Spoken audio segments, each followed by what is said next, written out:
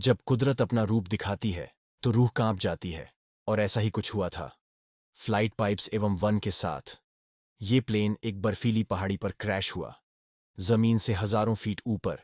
और स्क्रैच में जो पैसेंजर्स बचे रह गए, उनके पास खुद को बचाने के लिए सिर्फ एक चाह रहा था, अपने ही फैमिली मेंबर्स और यार दोस्तों का मांस खाना। पाइप से अनबन की कहानी। चाहे से आप दुनिया का सबसे बड़ा चमत्कार कहो या मानव इतिहास की सबसे बड़ी क्रूरता, लेकिन इस कहानी को सुनकर आपकी रूह कांप जाएगी।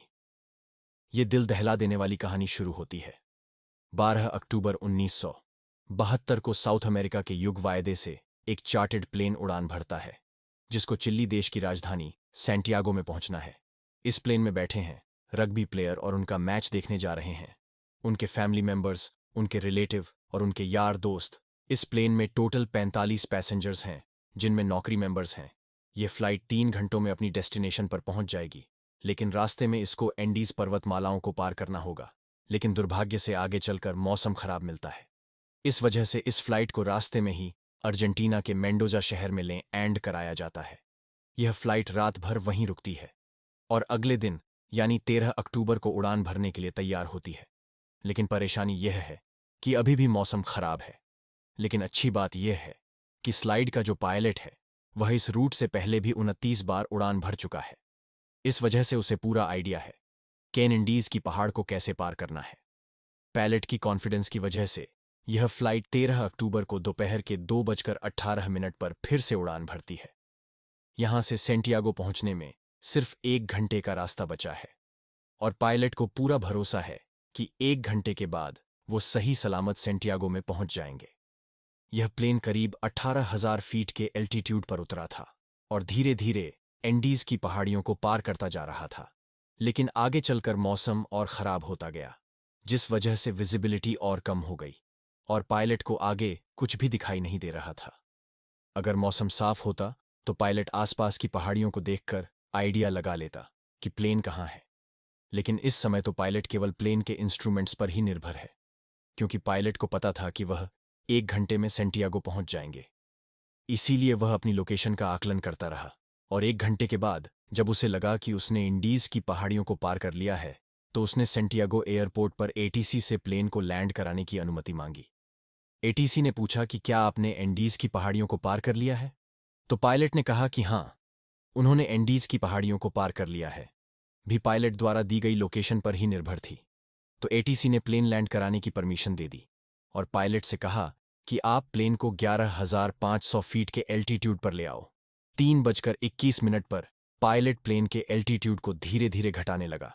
जैसे ही प्लेन नीचे आता है तो पायलट को दिखाई देता है कि अभी तो एनडीए की पहाड़ियां ही चल रही हैं और सामने एक बहुत बड़ी चट्टान है। जल्दी से पायलट प्लेन को फिर से ऊपर उठाने की कोशिश करते हैं, लेकिन अब बहुत देर हो चुकी थी।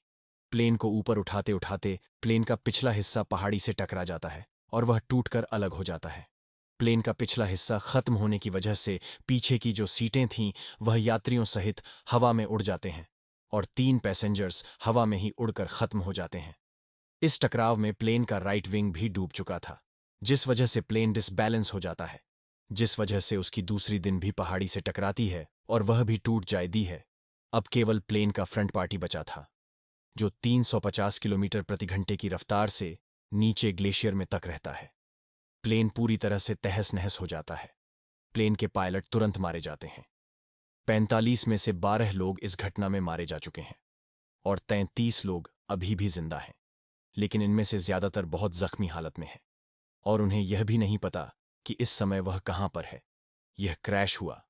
प्लेन जमीन से 3,570 मीटर की सायभर एंडीज की किसी अनजान पहाड़ी पर बिखरा पड़ा है।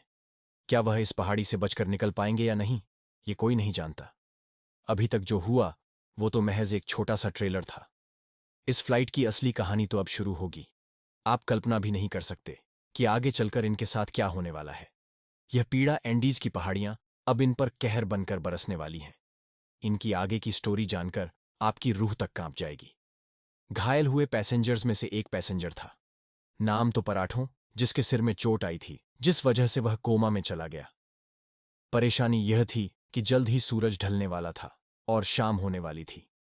इस वजह से रेस्क्यू टीम के पास उनको ढूंढने के लिए ज्यादा वक्त नहीं था और बाई चांस अंधेरा होने से पहले उनको नहीं बचाया गया तो इस बर्फीली पहाड़ी पर रात गुजारना नामुमकिन होगा, क्योंकि यहां का तापमान रात में -30 डिग्री सेल्सियस तक पहुंच जाता है। जल्द ही रेस्क्यू के लिए 4 जहाज रवाना किए गए। इन चारों जहाजों ने एंडीज की पहाड़ियों को खंगाल डाला, लेकिन इन्हें कहीं भी कुछ भी नहीं मिला, क्योंकि प्लेन ऐसी जगह पर क्रैश हुआ था जहां पर सफेद बर्फ और घना कोहरा था, और प्लेन भी सफेद रंग का था। इस वजह से ऊपर से देखने पर रेस्क्यू टीम को क्रैश साइट का अंदाजा ही कल ने कोई न कोई ढूंढ लेगा और बचा लेगा, इस उम्मीद में कि इस रात को कैसे भी करके काट लेते हैं। लेकिन 5 लोग इस रात को नहीं झेल पाते, और अब जिंदा बचे हुए लोगों की संख्या 33 से घटकर 28 रह जाती है। अगले दिन की सुबह 14 अक्टूबर को सर्च ऑपरेशन फिर से चालू किया जाता है और 11 जहाज इन्हें ढूंढने के लिए उड़ान भरते हैं। लेकिन परेशानी वही थी कि क्रैश सुबह प्लेन सफेद रंग की वजह से बर्फीली सर्दियों में नजर नहीं आ रहा था। बचाव दल के जहाज सर्वाइवर्स के ऊपर से उठकर जा रहे थे, लेकिन उन्हें वो नीचे नजर नहीं आ रही थी। इस वजह से सर्वाइवर्स ने बचाव दल को सिग्नल देने के लिए प्लेन के ऊपर लिपस्टिक से एसओएस लिखने की कोशिश की, लेकिन उन्हें रियलाइज हुआ कि इतना बड़ा एसओएस लिखने के लिए लिपस्टिक काफी नहीं था। इस वजह से उन्होंने अपने सूटकेस एच से बर्फ पर एक बड़ा सा क्रॉस बना दिया, ताकि वह आसमान से बचाव दल को साफ साफ दिखाई दे सके। उस दिन इनके ऊपर से 3 हवाई जहाज निकलकर गए, लेकिन अफसोस कि किसी ने भी इनको नोटिस नहीं किया, और यह दिन भी गुजर जाता है। अगला दिन यानी 15 अक्टूबर, उस दिन भी कुछ ऐसा ही हाल रहता है, लेकिन बचाव दल इन्हें ढूंढने में असमर्थ रहता है। अब इन सर्वाइवर्स को समझ आ चुका था कि यह बहुत बुरे फंस चुके हैं। मदद कब तक आएगी यह कहा नहीं जा सकता। इस वजह से वो प्लेन में मौजूद चीजों से सर्वाइवल की तकनीक बनाने लगे। धूप में बर्फ को पिघलाकर वह ढूंढ ढूंढ करके पानी की व्यवस्था तो कर ले रहे थे, लेकिन खाने के लिए उनके पास ज्यादा कोई ऑप्शन नहीं थे। रेस के 3 दिन बाद यानी 16 अक्टूबर को नामतो पर आरोप कोमा से जाग उठता है, और जैसे ही उसे होश आता है तो उसे पता चलता है कि स्क्रैच में उसकी मां खत्म हो चुकी है और उसकी 19 साल की बहन गंभीर रूप से घायल है। दिन प्रतिदिन को चढ़ता जा रहा है। मदद मिल नहीं पा रही। प्लेन में जो खाना था वह भी खत्म हो चुका है। सूरज की रोशनी बर्फ से रिफ्लेक्ट होकर इनकी आंखों को डैमेज कर रही है। भूख प्यास और असहनीय ठंडी को सहते सहते ने इस पहाड़ी पर 8 दिन गुजर चुके थे। रेस्क्यू प्लेन आते और इनके ऊपर से निकल जाते। प्रेस के 8 दिन बाद नाम 2 पहाड़ों की बहन भी जीवन की लड़ाई को हार जाती है और अपना दम तोड़ देती है। और उधर 8 दिनों के बाद सर्च अभियान को रोक दिया जाता है, क्योंकि अक्टूबर के महीने में वहां पर बहुत ज्यादा बर्फ पड़ती है। इस वजह से सर्च अभियान को 2 महीनों के लिए स्थगित कर दिया जाता है। ऑफिशियल्स को यह लगा कि इन 8 दिनों में सारे यात्री मारे जा चुके होंगे। इस वजह से उनकी मुद्दा बॉडीज को 2 महीने के बाद खोजकर उनके घर वालों को भिजवा दिया जाएगा। इधर सर्वाइवर्स को प्लेन के मलबे में एक रेडियो मिला। जब सर्वाइवर्स ने रेडियो को ऑन किया तो उसमें उन्हें की न्यूज ब्रॉडकास्ट हो रही थी कि फ्लाइट पाइप 7 के सर्च ऑन ऑपरेशन को अब बंद कर दिया गया है। इस न्यूज ने सर्वाइवर्स के होश उड़ा दिए। अभी तक तो उनको अपने खोजे जाने की एक उम्मीद थी, लेकिन वो अब रेडियो पर अपने ही मरने की खबर सुन रहे थे। अपने खोजे जाने की एक उम्मीद की किरण थी, वो भी टूट चुकी है। अब उनको पता है कि यहां पर मौत निश्चित है। अब या तो परिस्थितियों को अपने ऊपर हावी होने दो या उनका डटकर सामना करो। उन्होंने प्लेन की सीटों को पाट उसकी रुई को अपने कपड़ों में भरकर ठंड से बचने की कोशिश की। सीट कवर को पैरों में लपेटकर बर्फ में चलने के लिए जूते बनाए। सबसे बड़ी दिक्कत खाने की थी। अब जिंदा रहने के लिए इनके पास सिर्फ एक ही ऑप्शन था, वो करना जो इतिहास में कभी भी किसी ने नहीं किया, जिसके बारे में सोच ही रूह कांप जाए। इन्होंने बर्फ में पड़ी फैमिली मेंबर्स, रिलेटिव और जिनके साथ वह कभी खेले कूदे उन यार दोस्तों की मुद्दा बॉडीज को खाने का फैसला किया। हालांकि यह फैसला लेना उनके लिए बिल्कुल भी आसान नहीं था। एक एक करके दिन गुजरता जा रहा था। इनके पास खुद को बचाने के लिए कोई भी प्लान नहीं था। वो रात को ठंड से बचने के लिए टूटे पड़े प्लेन के अंदर ही सोते। लेकिन ग्रेस के 16 दिन बाद यानी 29 अक्टूबर को कुदरत ने इनको एक और झटका दिया। वो रात में सो रहे थे और अचानक उन्हें पता चलता है कि बाहर से बर्फ का एक मोटा हिस्सा टूटकर नीचे गिर रहा है। यह एवलांच इतनी जोर से आया कि भारी मात्रा में मौजूद बर्फ ने उनके टूटे प्लेन को अपनी चपेट में ले लिया। उनका प्लेन बर्फ के नीचे दब चुका था और प्लेन के अंदर भी बर्फ घुस चुकी थी, जिस वजह से उनके लिए ऑक्सीजन की कमी हो गई और दम घुटने की वजह से 8 और लोग अपनी दम तोड़ देते हैं और अब केवल 19 लोग ही जिंदा बचे हैं, लेकिन वह भी बर्फ के नीचे दबे हैं। इस बर्फ से बाहर निकलने में इन लोगों को 3 दिनों का समय लगा। अभिनय रियलाइज हो जाता है कि यहां रहेंगे तो एक एक करके सब लोग मारे जाएंगे। इससे अच्छा है और उसमें लगी कम्युनिकेशन डिवाइस को चालू करके मदद बुलाई जाए, लेकिन बैटरी का वजन 25 किलोग्राम था। इतनी भारी बैटरी को इतनी कमजोर हालत में क्रैश साइट पर ले जाना संभव नहीं था। फिर उन्होंने सोचा कि प्लेन की मेन बॉडी से उस कम्युनिकेशन डिवाइस को ही निकालकर इस बैटरी के पास लाया जाए और उसे चालू किया जाए, जिसकी मदद से वह बचाव दल को बुला सकें। कुछ दिनों तक इन्होंने इसे चालू करने की कोशिश की, लेकिन इन्हें सफलता नहीं मिली और ग्रेस के 59 दिनों बाद यानी 11 दिसंबर को एक और एवलांच जाता है, जिसमें 3 और सर्वाइवर्स मारे जाते हैं, जिसके बाद जिंदा बचे लोगों की संख्या केवल 16 रह जाती है। और अब यह तीनों नौजवान गणेशा ब्रांडो और विजन 3 बिना किसी गियर के ग्लेशियर पर चढ़ाई करने के लिए निकल पड़ते हैं। ये तीनों पश्चिम दिशा की ओर चलते चले जाते हैं, लेकिन यह बिल्कुल भी नहीं जानते कि जिस दिशा में यह जा रहे हैं उसमें कोई इंसानी बस्ती इन्हें मिल पाएगी या नहीं।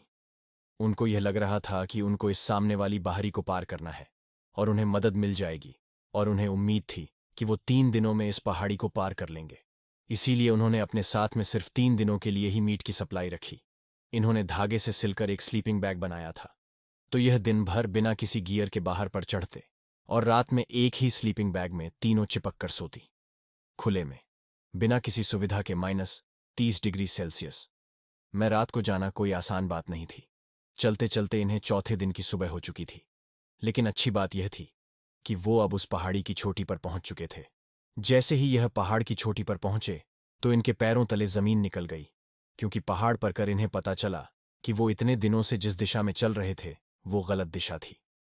आगे रास्ता खत्म ही नहीं होता। अब क्योंकि उनके पास खाने की सप्लाई बहुत कम थी, इस वजह से उन्होंने फैसला किया कि उनमें से एक बंदा क्रैश साइट पर वापस चला जाएगा और 2 लोग आगे जाएंगे। इस वजह से वापस लौट जाता है और पहाड़ों और करनेसा आगे बढ़ते रहते हैं। उस पहाड़ की चोटी पर चढ़ने के बाद इनको सही रास्ते का अनुमान हो जाता है और ये दोनों कई दिनों तक आगे बढ़ते रहते हैं। और कुछ दिनों के बाद इन्हें नदी की एक छोटी सी धारा मिलती है। वह उस धारा के साथ साथ नीचे चलते रहते हैं और लगातार 9 दिनों तक चलने के बाद भी अंबर को नदी के दूसरे किनारे पर इन्हें 3 लोग दिखाई देते हैं। ये चलते चलते बहुत थक चुके थे।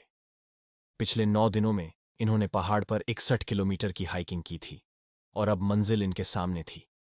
इन्होंने उनसे मदद की गुहार लगाई, लेकिन वो लोग टुमारो बोलकर चले गए। उस दिन उन्हें कोई मदद नहीं मिल पाई, लेकिन अगले ही दिन वो ब्लेजर फिर से वापस आया और एक पत्थर में कागज और पेन लपेटकर नदी के दूसरे किनारे पर फेंका। नाम तो पर ने पेन और कागज को उठाकर जो भी घटना घटी थी उसके बारे में सब कुछ लिख दिया। जब उस विलेज ने उस पेपर को पढ़ा तो वो सब कुछ समझ गया, क्योंकि उसे पता था कि इन पहाड़ियों में कुछ दिन पहले प्लेन क्रैश हुआ था और